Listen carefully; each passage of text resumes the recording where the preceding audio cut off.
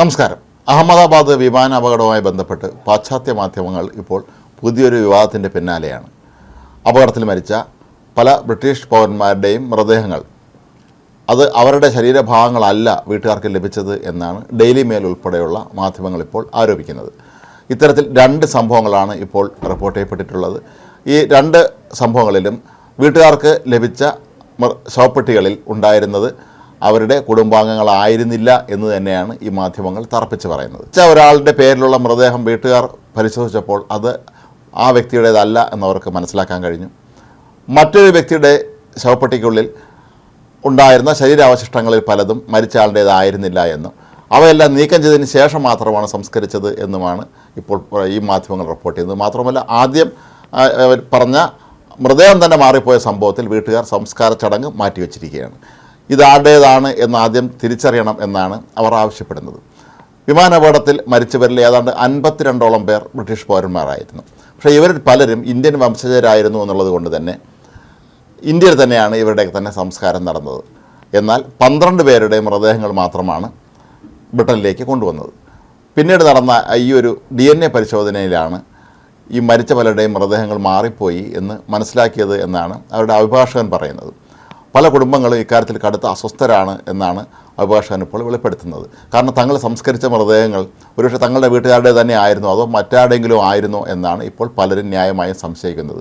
ഇക്കാര്യത്തിൽ ഒരു അന്വേഷണം നടത്തണം എന്നാണ് അവർ ആവശ്യപ്പെടുന്നതും. ഏതായാലും ബ്രിട്ടനും ഇപ്പോൾ ഇന്ത്യ ഗവൺമെൻറ്റും ഇക്കാര്യത്തിൽ അന്വേഷണം ആരംഭിച്ചു കഴിഞ്ഞതായിട്ടാണ് ഡെയിലി മെയിൽ ഉൾപ്പെടെയുള്ള മാധ്യമങ്ങൾ റിപ്പോർട്ട് ചെയ്യുന്നത്. കൂടാതെ പ്രധാനമന്ത്രി നരേന്ദ്രമോദി ഈ ദിവസങ്ങളിൽ ബ്രിട്ടനിലേക്ക് എത്തുന്നുണ്ട്.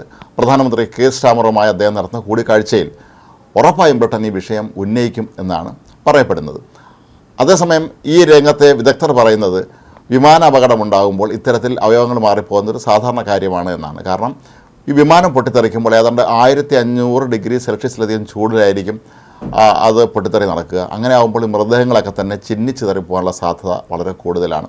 DNA പരിശോധന നടത്തിയാൽ പോലും മൃതദേഹ അവശിഷ്ടങ്ങൾ പിന്നീട് ഒന്നിച്ചു ചേർത്ത് ഒരു പഴയ രൂപത്തിലേക്ക് ആക്കുക എന്ന് പറയുന്നത് അത്ര എളുപ്പമുള്ള കാര്യമല്ല എന്നാണ് വിമാന രംഗത്തെ പല പ്രമുഖരും ഇപ്പോഴും വെളിപ്പെടുത്തുന്നത്.